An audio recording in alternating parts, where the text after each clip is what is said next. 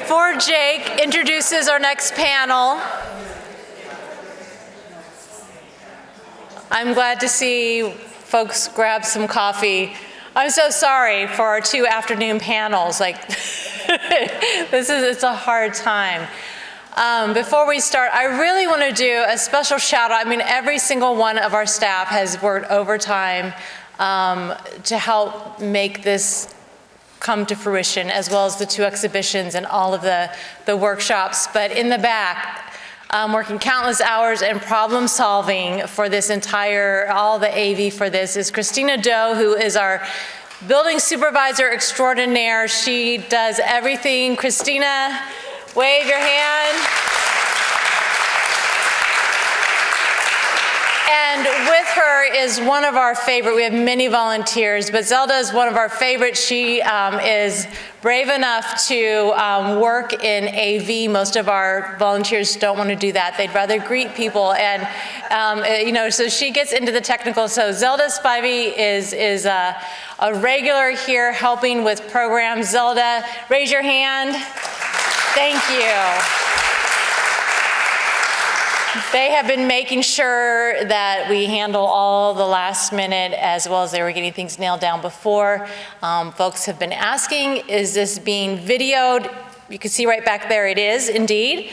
So there are people watching it virtually, but it is also, we're having a record made of that. We have a YouTube page on our events page. You can scroll down to the bottom, you'll see past events, you'll see recordings. It will take you to our YouTube page where previous events are up.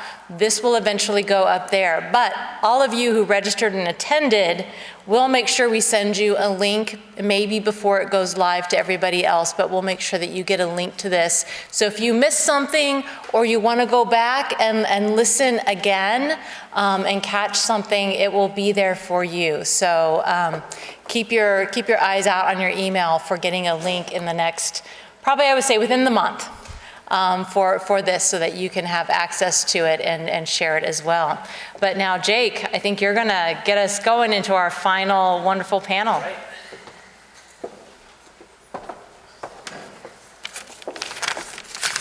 So everybody up here is definitely multifaceted, but we're focusing on their curatorial skills in this last one. So our last panel showcases tastemakers. This group contains professional curators who all have unique relationships with the art form of collage. Yuval Etgar is the curator of the London and New York-based gallery, Luxembourg & Co., where he organized exhibitions of René Magritte, Man Ray, and many other contemporary art legends. Etgar was appointed curator of the Bauhaus Foundation Tel Aviv and teaches at the Ruskin School of Art. Mario Zoots, the curator of Collage, a publication exploring the world of contemporary collage, and he is also curatorial manager for New Arts Projects, an arts initiative designed to foster experimentation and collaboration. Jason Chen is the co-founder and curator of Paradigm Gallery and Studio, and a local gallery that has been making waves within the Philadelphia art scene for almost 15 years. Please give a warm welcome to this panel who shapes the way we consume collage.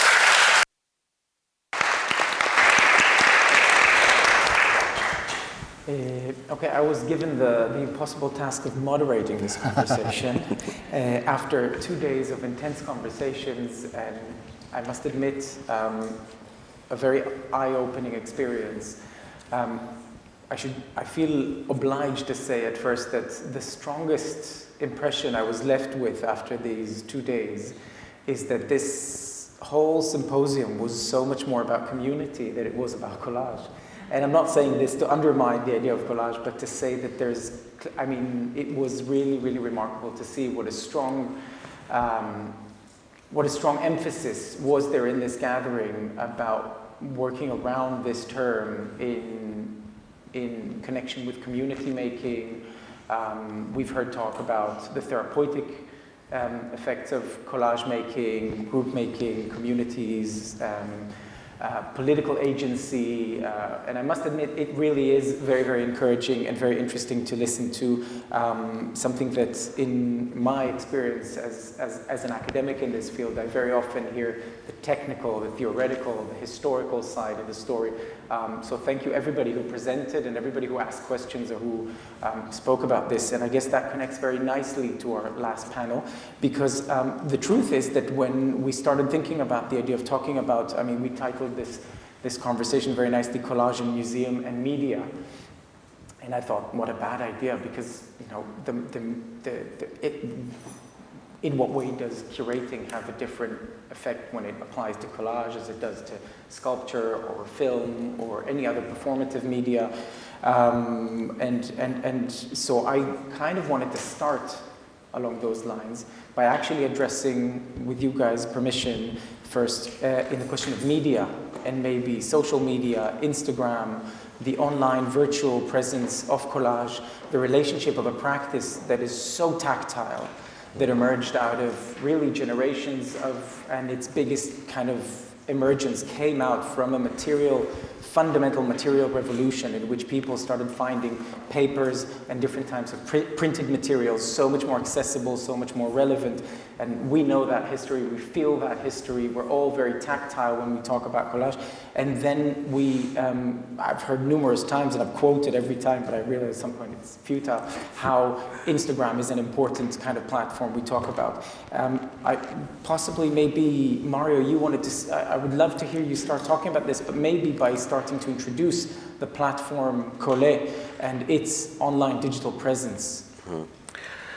Yeah, so I'm the curator of a newsletter called Collage, and each week we interview a different artist around the globe who's working in collage, assemblage, rephotography, photo montage. It's not just particularly collage, but more of a general idea of a collage mindset or a collage philosophy on approaching their practice. And we just celebrated our 2-year anniversary last week with our 218th interview. I'd suggest, if you haven't heard of the magazine, to give it a follow. This is the logo, and it's Revue Collage, or at Revue Collage on Instagram. But looking for collage, it's like Instagram allows you to go down these rabbit holes. If you find something you like, you see who they follow, different galleries that show the same artists, and really this sense of this digital community that exists through these different collage collectives. They use Instagram in this way to distribute information and to share their work. And so I think that social media has had this really impactful way of bringing a lot of people together, especially during the pandemic when we were all so isolated. But with Collage, we wanted to get a little bit off of social media and create the newsletter format. So we would deliver collage into your inbox each week as a way to kind of separate ourselves from Meta, but still having that as a way to bring people to the newsletter. But we find it that the algorithm on Instagram really favors reel-based art, like reels, video content, or certain kinds of people that pay for promotion. So we wanted to create the newsletter as a way to get off of social media and to show collage in email. Mm-hmm. To follow up on this and to emphasize the question I kind of set up with, how do you struggle at all with the idea of the representation of these artists in that kind of environment or in that kind of surface, the digital surface? Is that something that you struggle, that you consider, that you explore in Collage? I don't think we struggle with it at all. And there was this point of are we gonna run out of collage artists to interview? And that's not gonna happen. I mean, I was telling Nicholas, our founder, this is a project that can just keep on going, I think, infinitely, because there's so many of us that use the idea of collage in our practices. And also something we look for in artists is not just if you're a collage artist, but painters, sculptors, architects. A lot of us creatives do collage in our practice in one part of the process. So I don't see it as like, you know, finding it hard or difficult, but just really trying to show collage in these elevated ways, to show the conceptual with the craft is something that is one of our goals. Jason, would you say, I mean, you run a gallery, a physical space. Yes. You're working a lot with artists who bring their work, and to what extent do you find today that actually a lot of the presence is online, is on social media in relation to their practices? And to what extent are you finding this to be either, if at all, undermining the nature of the practice? Well, for Paradigm, we have actually, that was one of the big things for us, is that we would change with time. Like, our biggest strength is adaptation. Like, we adapted online purchasing and like online retail very early on in our timeline, you know, because when we first started, everything is obviously local, everything is just like paper money and check, but that was also like 15 years ago, you know, back in the day, like online sales wasn't really like that popular at the time. Like, people were still kind of like iffy about like, actually, here's my credit card, here's my like personal information, and then like give it to you, I'll trust you, and then like that will go through and, you know, be safe. That was still a really hard thing to do back in the day, but we kind of see that as like a trajectory that's gonna, if we need to reach a bigger audience, we have to adapt to the fact that we need to figure out how to branch out, and the internet is definitely is the future. And so we, in the very early days, we start adapting a online inventory system where we could like have a point of sale system, and then processing credit card that way. So then we start seeing PayPal's like accepting credit card, Square's coming out, you know, like all of that stuff. And we were, I wouldn't say we were like 100% ahead of the game, but we were definitely doing research on that kind of stuff early on. And right now, like 1/3 of our sales are online, and we have reached audience and collectors like all over the world, and you know, and we ship worldwide. Yeah. So it's interesting you're talking, because I guess what I'm trying to drag you both into to telling me a bit is, so for example, when I did my presentation yesterday, I was asking Christian Markley to give me a fragment or a trailer or a bit of his video doors that I will be able to show here. And for maybe the 10th time I'm trying to do this, and every time he writes back and he says, well, I don't show my videos online. You either come and sit in the space and face the video. That's the only situation in which you can see my videos. I've had occasions where people upload stuff online on YouTube where they filmed it from the side when they were in an exhibition. I try to, if I can, avoid this. But I mean, and this is an artist who's working in an on-screen medium. So I suppose what's interesting is exactly I wonder if, did you ever have, for example, any resistance from an artist who said, listen, I love your interest in my collages, but my collages are all about seeing the tactility, the difference, the space, the cut. I don't want to show them online, I don't want to show them on Instagram. Is that something that you find at all to exist as a kind of resistance? I would say no, mainly because like we will always come to a compromise, or like an understanding that in order for us to do our job, to be able to sell your work, we have to be able to show people in like worldwide what is your work, you know, like. But that also being said, like we would come to an understanding like, is there specific pieces in this piece you would like me to like highlight? So instead of just like having one main image, we have multiple detail images, and sometimes even actually like video, because we adapted video work into our image detailing and things like that. Actually during the pandemic, we had a whole show of 3D sculpture during the pandemic of Jedediah Morfitt. He's a very interesting artist that also kind of adopted collage into his sculpture work. But besides the point, we actually shoot a stop motion animation of the sculpture spinning on its own, so that it turned into a GIF, turned into MP4, so it can be actually broadcast into like different kinds of mediums and different kinds of platforms. And that was one of the ways that we have to adapt to counter like that period of the time when we were in the pandemic. And also we had to learn how to use this program called Matterport, that it's usually used by real estate agents to like showcase 3D space using like 3D cameras, and we actually adapted that too. So to answer your question, we haven't had a lot of artists that would like give us like an absolute no that I can't show my work on like on like internet space, because one, I think a lot of the artists that we work with are like younger and like kind of like our age. But like we all understand like the importance of the internet and the importance of like promotion and using all of the tools in our belt to make a exhibition and make this collection like work and sell. Yeah. Yeah, it's interesting. I mean, I feel like there's a side note to be said here, and maybe that's about slightly. I was trying to think.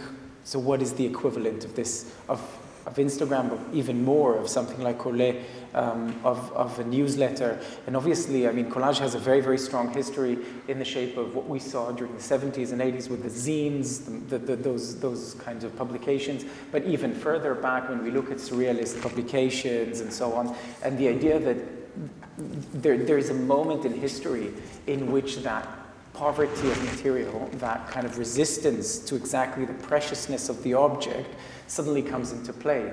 And so there's this very beautiful little anecdote that Max Ernst once wrote and became very iconic, where he tells the story of, he said, I recently saw a fellow painter who saw me on the street and asked me, what are you doing these days? And I said, oh, I'm doing collages. And he said, and what kind of glue do you use? And then he said, I answered, well, most of my collages don't even have glue in them. And he leaves it at that. And on the one hand, is it because he's talking about this very, very interesting practice that he's developing, in which he's basically making collages, but more interested in flattening or making those seams disappear by reprinting these collages, making them into either publications or works that do not show those seams. And in hindsight, now the art economy has made the original maquettes to become so precious against those publications, which are far less economically expensive.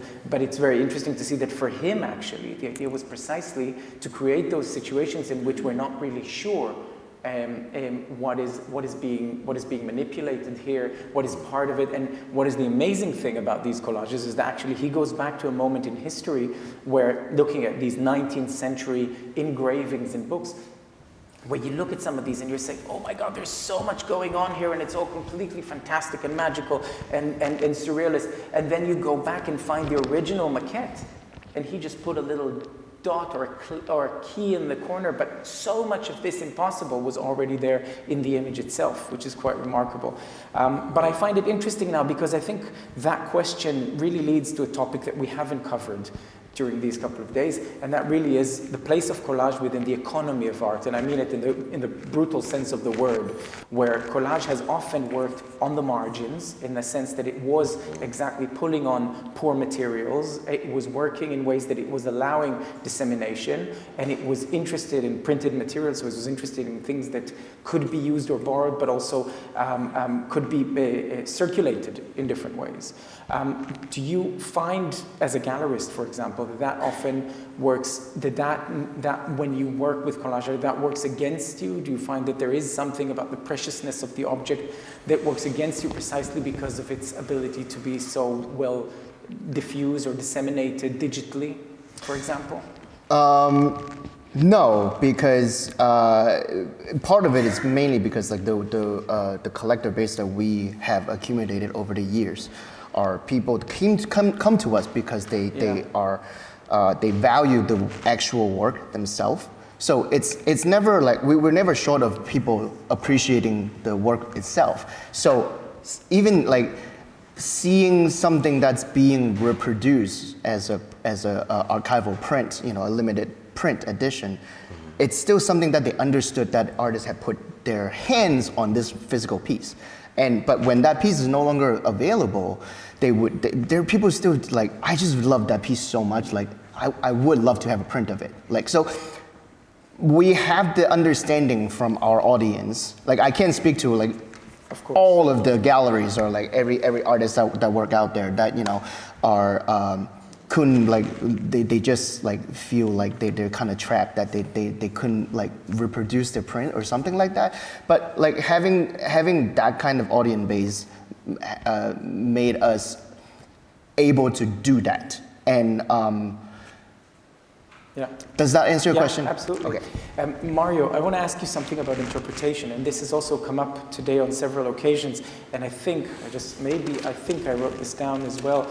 I think, Sean, it was you that said this about how many of these clues I plant actually get infused or actually get through. And I think also Yanni kind of responded, yes, is this getting translated?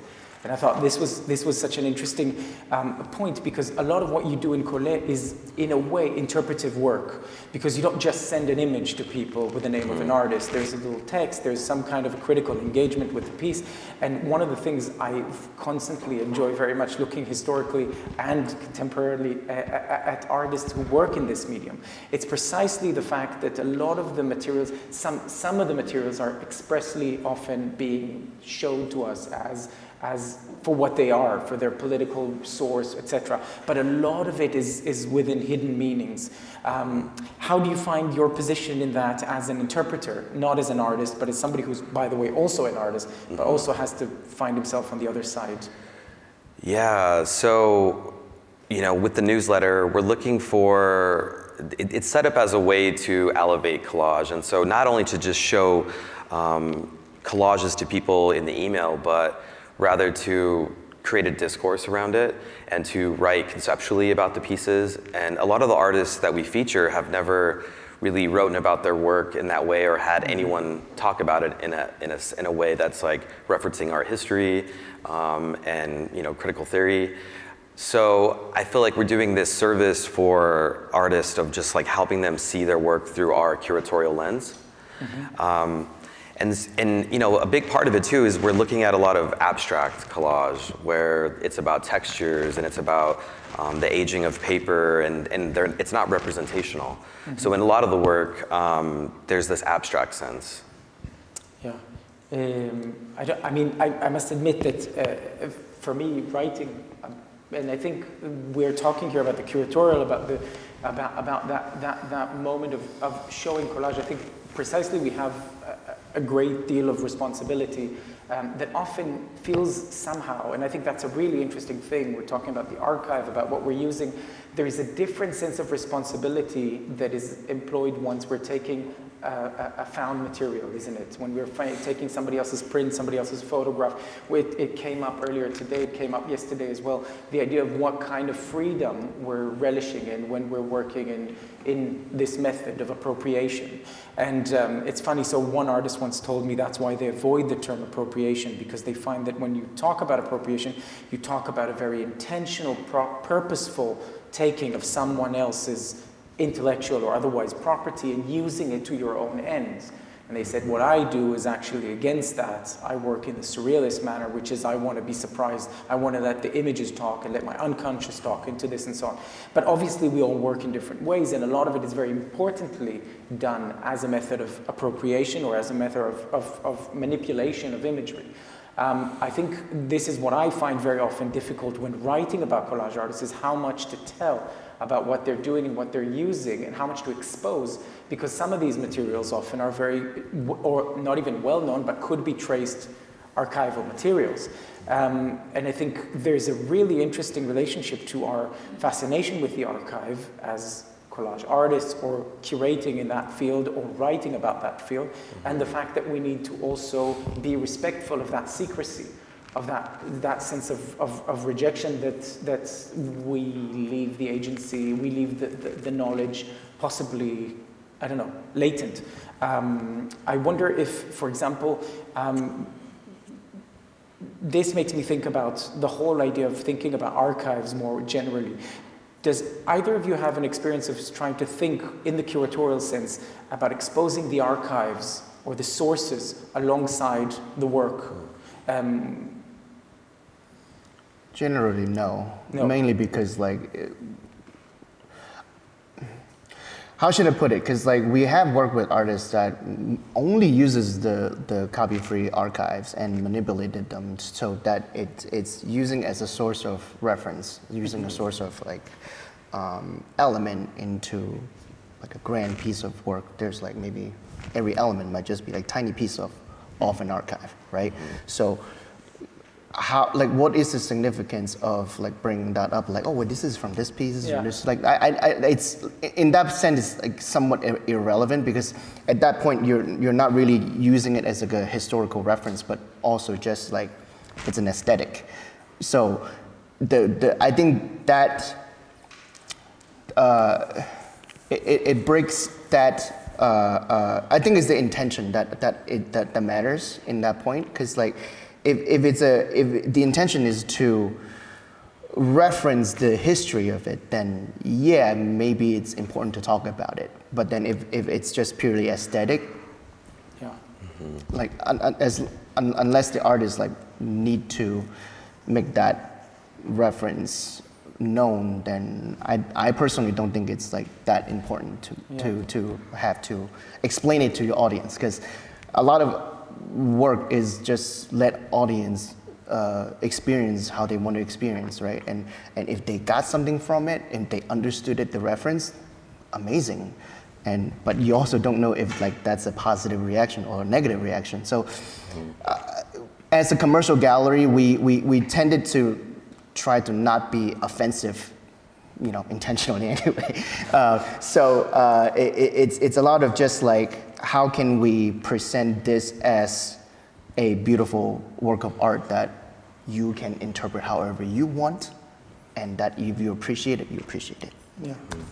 Some of my favorite artists that work in, you know, collage, you know, some artists we have in the collection, like Pacifico Solano, like, his source material is very important, and so he'll use like queer magazines from, like, the 70s and 80s, but he won't show the focal point of the work, but show something in the background.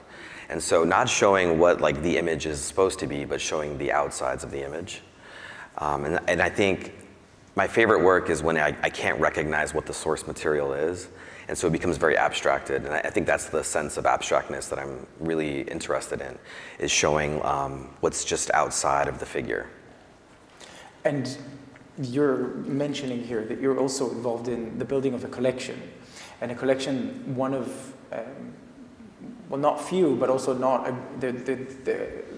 a collection that's really focused on, as you said, not entirely collage, but that collage mindset.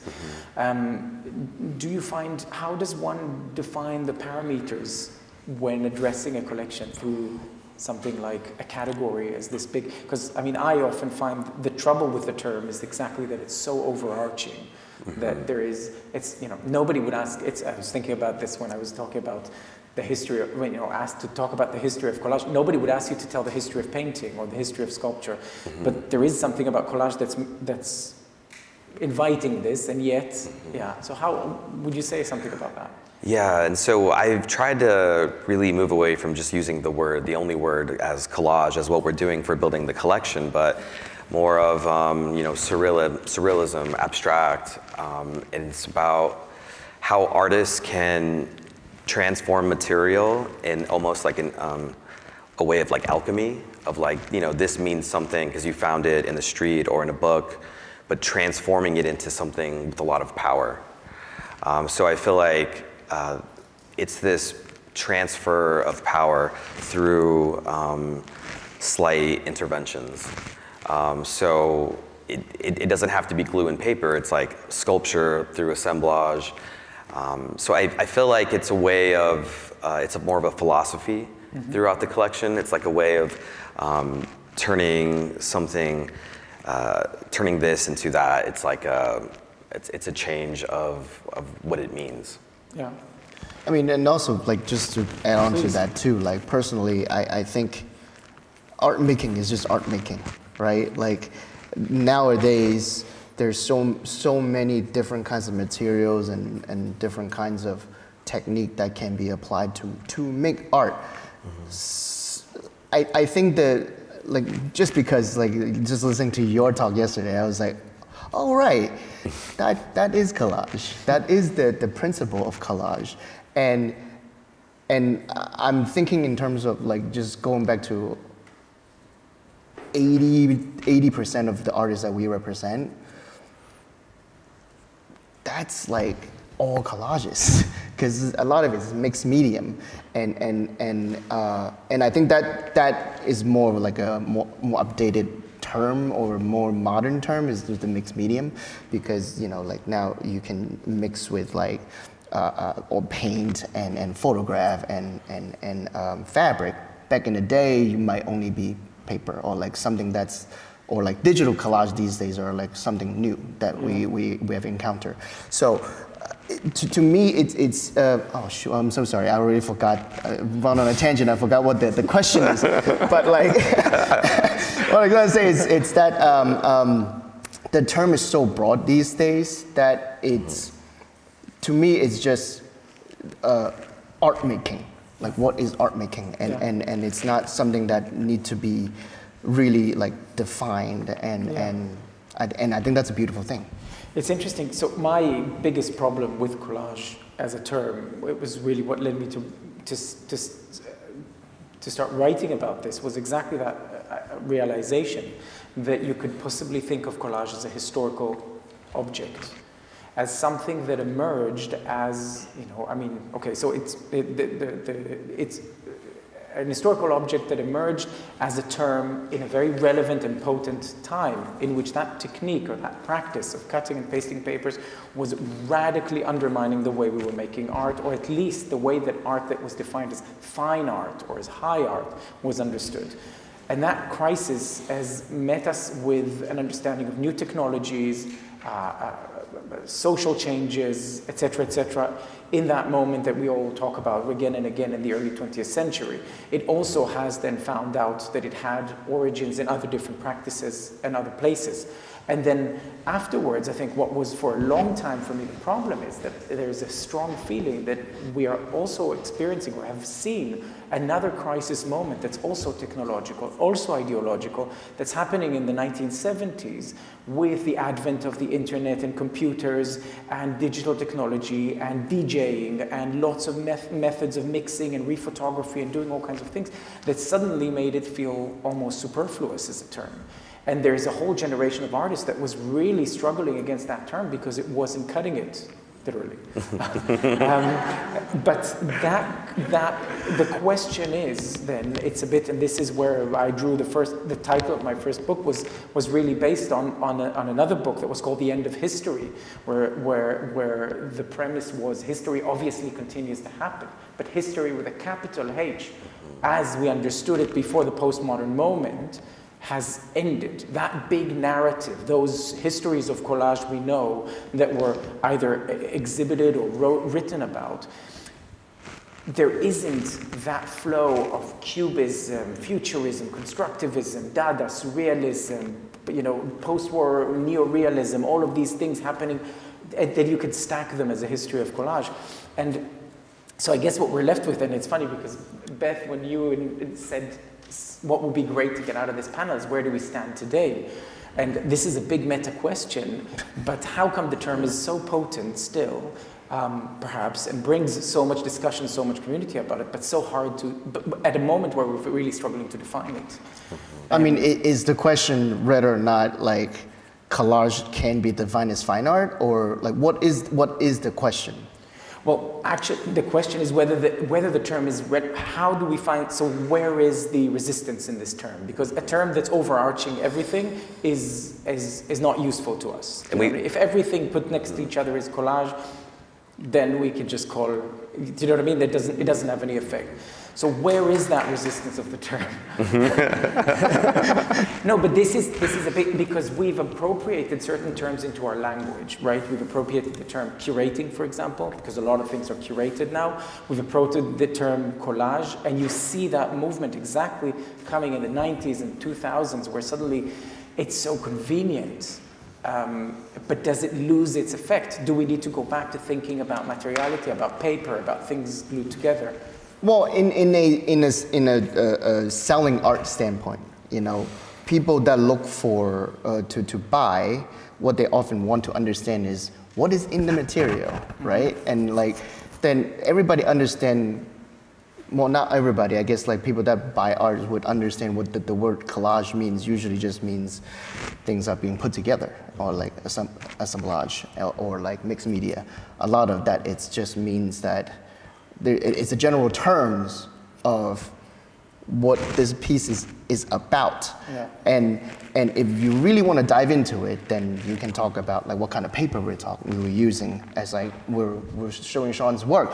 Recently, we've talked about like what is important into the description of the artwork. Yeah. Is that like we're talking about found images, we're talking about family images, like all of those are necessary medium, or like physical medium, but like what's behind these pieces too. Yeah. So the question goes back to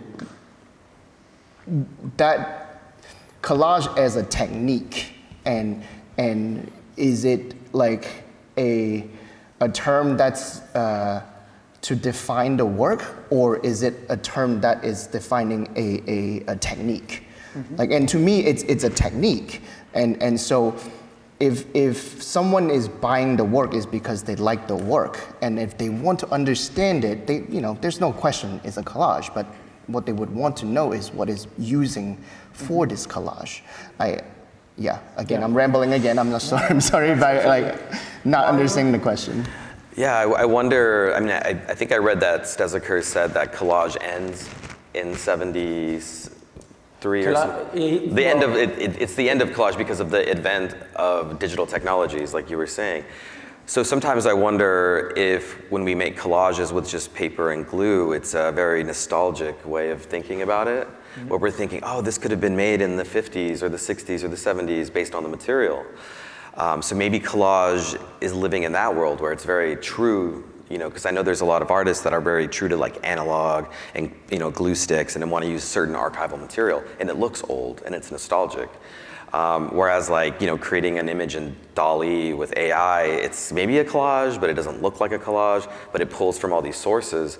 So maybe there's a way of saying like a post-collage collage. There's actually, okay, so I have a couple of things to say about that. First of all, you mentioned this quote by Stezaker. It's interesting because this quote comes from a book that, so in 1977, this collage artist named John Stezaker does have an exhibition at the Photographers Gallery in London. And the Photographers Gallery have not before him exhibited any artist who's worked without the medium of direct photography in the pure sense of the word. And there was a big uproar about that exhibition, that he should not be in that gallery by a certain group of photographers at the time. But he also published a really interesting small catalog that was his kind of manifesto essay that he withdrew after it was published, after a lot of debates with the gallery. And it's very hard to find any copies of that. If you find one, it's called Fragments. Hold on to it. But it's kind of a big theoretical meta discussion about fragments and collage and philosophy and so on. But one of the things he says there exactly is collage can only exist in what Walter Benjamin called the age of mechanical reproduction. And his argument already in 1977 is basically to say this is it. This is the span in which, technologically speaking, this term is a historical term. It connects to this period, to the period of mechanical reproduction. We could still do it, we could still use it, but he was exactly resisting what was happening in America with rephotography and digital experiments by artists and so on. So that's I think a really interesting argument you put forward. But later on you mentioned... Post-collage? Post-collage, yes. So that, no, so that, first of all, that's a very valid proposition that's been made. So there is a history, one of the first histories that sparked my interest in that question was exactly Brandon Taylor, who wrote Collage, the Making of Modern Art, and ended with a chapter that's called Collage After Collage, which I thought was brilliant. Also thinking about artists who worked like Sherry Levine that we saw yesterday, who work after other artists, who have that generational connection in positive or negative terms with the certain histories that they were working against using collage. And I think it's a valid term. Again, I mean, my position would always be to return to the pragmatic question. Is it digital collage? Well, what does it do? Does it do the work that we expect from collage in the sense of what that historical object did? Does it interrupt the way we see images on our daily way? You know, or is it subservient to that form of circulating images, or does it interrupt it? Does it create a certain arrest, a certain disruption? And the disruption could happen sometimes with a cut in the most traditional collage-like way, but it could also interrupt exactly in the way that it looks so fluid, that it looks so seamless, that we actually feel, well, this is right, but it also doesn't look right, or we don't know what's underneath that texture. And I think that's the struggle we're having today, because we're no longer able to rely on the technical conditions that were introduced in the beginning of the 20th century, because we are using digital. It would be insane not to use digital technology or to ignore that as irrelevant, but we need to redefine or find the way we find that resistance. I know this has been very long also after 2 days, but I think there might be a good occasion to give a little bit of a stage for people. If anybody wants to either ask a question to any of the panelists or make a comment in response to, there's a lot to process, but yes, please. My question is, so you fellas are very knowledgeable, one might say erudite, you know your art history. Sean obviously does, and Yannick, I think these are very well educated and well informed people who are intentional about being in the flow of history. I'm not sure if I'm saying this right, but so my question is, I mean, probably not all of us are art history majors.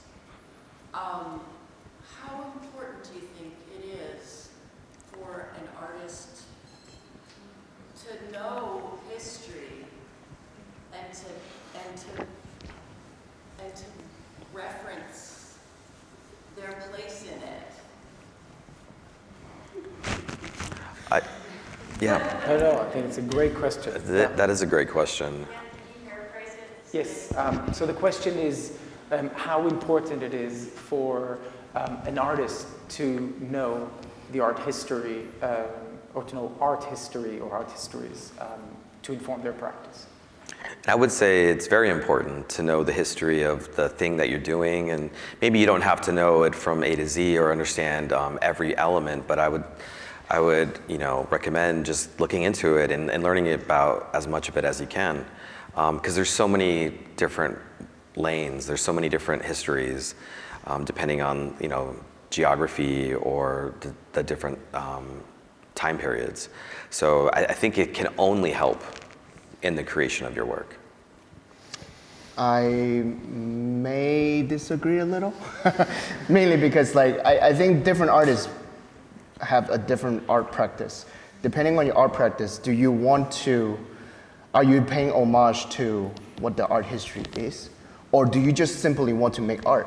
Like, to me, visual art, first and foremost, need to be visual. So if you want to create a visual piece, then make it interesting. And does that have to have historical references, or having to understand 100% of your art history? Maybe not. It doesn't change the fact that you made art. So that's where I stand. And I'll add one more thing just to say, I mean, because you're presenting both sides, there's no need to repeat either of your answers, but I would say, I think if the knowledge of art history would have been an essential condition for art to be made, it would have been an extremely exclusive practice. And I think one of the important things that we've seen this weekend is to what extent, you know, particularly in this form of practice that's been open to people who were not otherwise able throughout history to make art or to show their art. I think it's really, really important to acknowledge the power, actually, that sometimes either ignorance or exclusion or marginalization has for, so yeah, I mean, that's, yeah. Yes, please. Okay, it's like in photography, let's say, there's like high-end fine art photography and there's commercial photography. I'm starting to wonder, like as a, you know, in this world, that it seems like there might be fine art and commercial collage as well. And like Mario, you mentioned at one point, like non-representational, abstract collage. I'm finding in my experience over the past couple of years that curators lean towards the non-representational, abstract. And then I tend to get hired more for commercial work. And I was wondering what your thoughts were about that. Yeah, I think they both exist, and they both have to, you know, there has to be the opposite ends of both spectrums. And with Collage too, I really love to show a self-taught artist who has never had anyone write about their work and who isn't maybe referencing art history, and then the next week show an artist who's working in museums. And so the high and the low, I think is something how I think about collage, is bringing something very low material value maybe with something high. And I do think sometimes, you know, abstract work has to exist not only as a visual way of looking at it. Oh, sorry. Good. Okay. Yeah, okay. Yeah. Still hear me. Mic drop.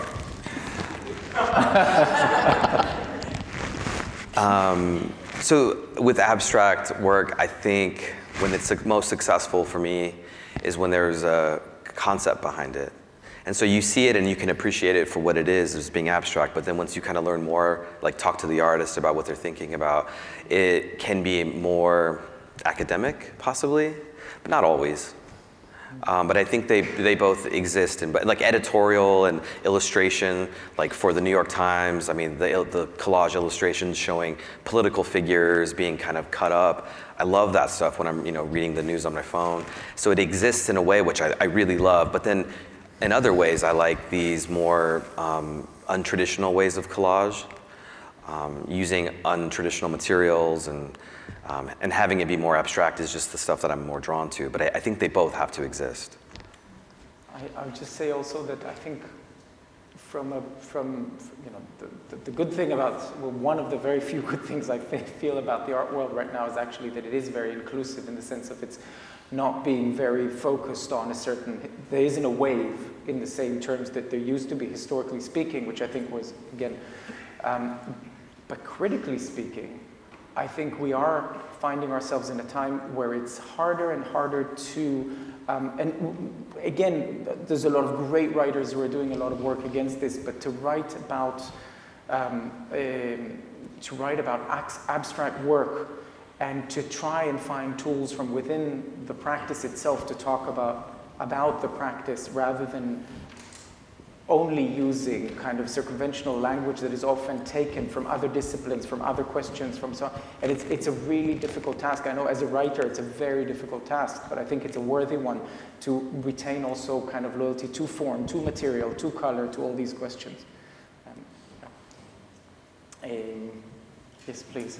So this is a very practical question, but it is very related to everything that you've spoken about, and that is about framing and glass over, you know, instead of mediating through Instagram. I've been included in some shows that are not primarily collage, just have all media, and I've been told, please come with your work framed and ready to hang. And I really recoiled from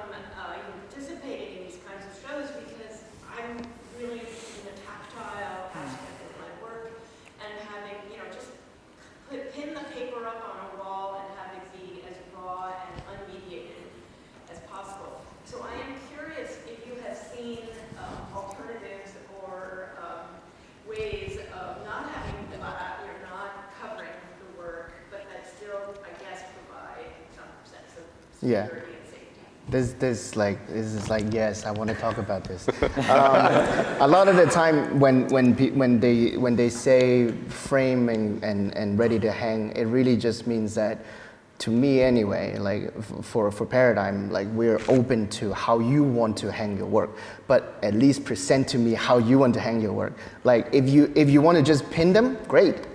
Maybe even include the pins and be like, okay, so I don't have the source to pin for you, right? Yeah. So it's like sometimes when artists send work to us that is unframed, and we're like, how are we hanging this? Like, then we have to like go back to that conversation with them. Be like, so how do you want to hang this stuff? And they were like, I don't know. Then I was like, okay. But then that also being said, like, how do you expect people that buying your work want to exist in their home too, right? So the question goes back to the artist. I think like we'll just throw it back at you a little bit, right? Like I would love for the pieces to be archival and as a collector. I want the work to be archival. At least it will stay as intact and color not faded as long as I lived. Probably another 5 years. But besides the point. But like those are things that collectors look for.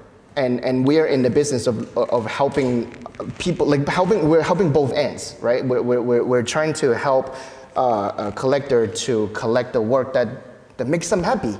But also we're facilitating artists to help them how to present their work so that it is, so they can make a living out of it.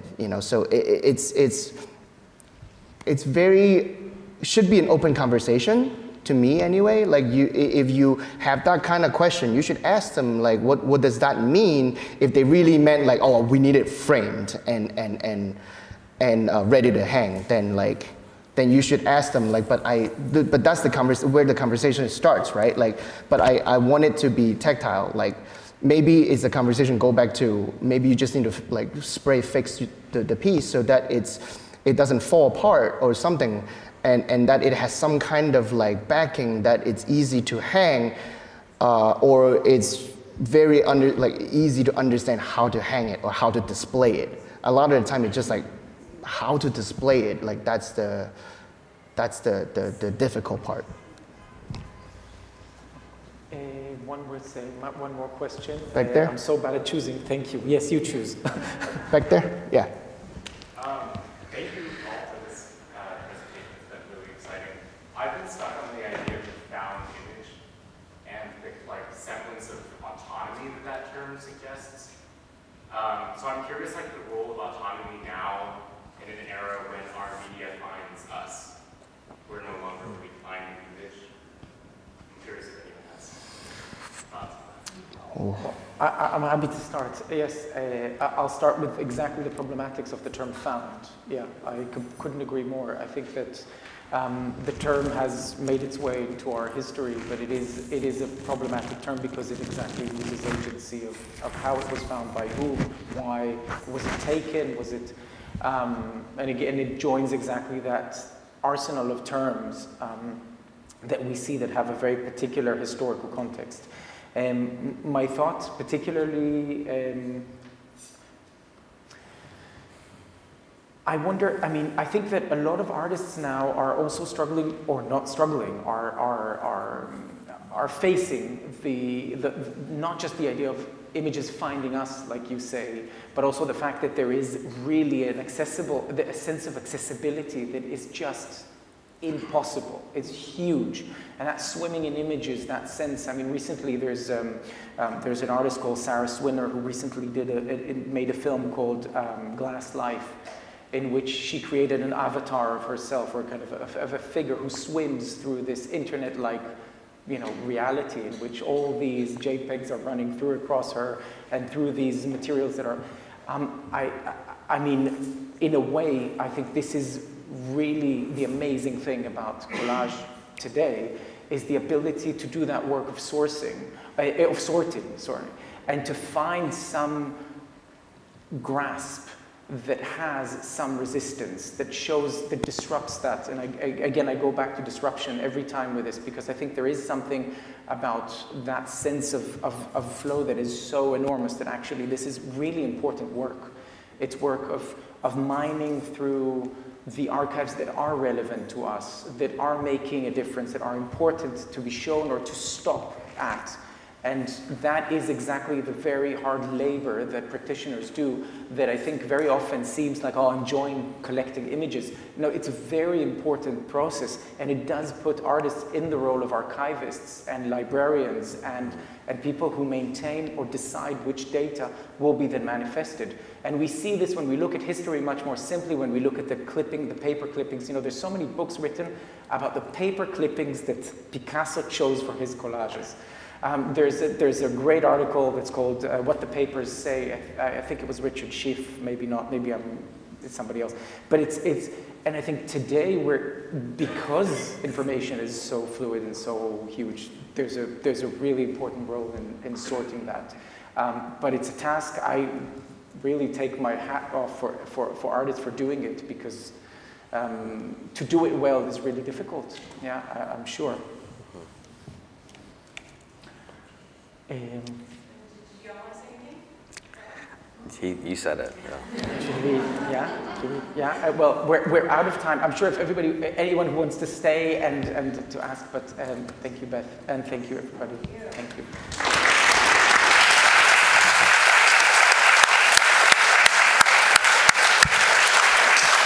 Thank you, all three of you. I'll say one more time that we could not have done this, the symposia and the exhibits and the workshops, without the underwriting, Collage Philadelphia and us, without the underwriting of the Athenaeums. Thank you. Without the underwriting of the Roger W. Moss Symposia Fund, which was our groundwork to figure this out, as well as the wonderful sponsorship of Collage and Poor Richard's Charitable Trust, PNC Bank, and I know I'm forgetting someone there in our sponsors. I think that got it. And but that was the money for this. What made this come alive was every one of our brilliant and generous people who were on the stage the last several days coming here. Yuval and Alex and Mario and Jason and Sean and Yannick and Jillian and Jake and Colette and Stacy and Christine and Kensuke. And again, I hope I didn't forget anybody. You all have been so amazing. But even that wouldn't have been enough. All of you in the audience and those who joined us virtually that we weren't able to hear your voices, for each one of you, your attention, your excitement, your passion also, and your engagement with questions and conversations, I think has made this, for everybody on the stage as well as everybody here, just a really wonderful, wonderful experience. We're so glad you're here. But this is not the end. It's the end of the symposia. The exhibit downstairs is closing today, but on November 8th, I hope you'll come back at 5 o'clock. We are having the opening of our next symposium for our next exhibition. The cutting room floor is 10 or so artists, including Yannick, including Jake, including Mario, a number of other individuals who were here and who are not here will be in the next exhibit opens with our at 5 o'clock, 6 o'clock, something like that on November 8th. Look on our events page, and will be open through the end of the year. We also, Deanna Black is here, Yannick, both did the first Saturday of the month collage workshops, which were so popular. Coming up the first Saturday in November, Jillian M. Rock is doing a 12 o'clock and a 2 o'clock collage workshop, so you can sign up and register for either one. And in December, the Athenaeum's own Lee Gallagher, who is an author, is going to be doing a collage poetry. So taking it into the written word the first Saturday in December. So that ends up being 3 more chances in the next 2 months to do a collage workshop. And finally, we have gallery talk for the next exhibit, and my brain is as tired as probably all of yours are right now. That will be on Friday, December 6th at 5 p.m. There will be gallery talks for the next exhibition as well. So there are more opportunities to come together. Come down from New York. Come back out from Chicago. You know, come out from Portland. We'd love to have you come back out for all of these events. And if you've enjoyed what you have experienced, start following Collage Philadelphia and participate in their workshops and events. If you enjoy what you experience here at the Athenaeum, we are a community of 2,000 and growing, of all ages, with lots of programming, with a circulating library, with research opportunities, and a wonderful community that engages. So we would love to have you here as well. We're just so grateful that you all came. You know, I think Jake and I are probably both ready to go home and have a long nap after all this, and then we'll get ready to get that exhibition up. But thank you for being here. Safe travels home, and we hope that our lives all continue to intersect as everyone engages in art and appreciation and theory and practice, and just thank you for being here.